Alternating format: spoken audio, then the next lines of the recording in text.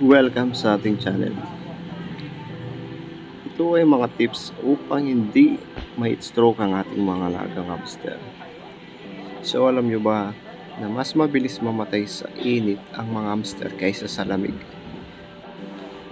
Lalagyan lang natin sila ng konting tissue. Pwede namang kusot, pero dahil wala tayong kusot guys, tissue na lang. Konti lang kasi sobrang init. Kapag mapapansin nyo yan guys, pag nilagay nyo ng maraming kusot o tissue, itatabi nila yan pag sobrang init ng panahon. Kasi ayaw din nila ng mainit guys. Kapag sobrang init ng panahon, maglagay kayo ng bato o kaya tiles para hindi sila ganong mainitan. So sa aking experience, mas maraming namatay ang aking hamster pag hindi ko nilalagyan ng tiles. So ngayon kapag mainit ang panahon, yan, nilalagyan ko ng tiles o kaya bato. At syempre, huwag kalimutan lagyan ng tubig ang kanilang water bottle guys. Tapos pagkain, breeder aids ng ating alaga guys. So anytime pwede na mabuntis to, kaya lagi ko silang minomonitor at nilalagyan ng pagkain. So mga CDH to guys, Campbell Dwarf Hamster ang ating alaga. So aggressive lang sila, nangangagat, kaya medyo makikita yun sa video, medyo ilag tayo guys.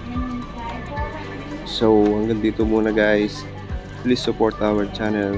Please like the subscribe button and click the notification bell. Napakalaking bagay nito. Hanggang sa muli. Bye.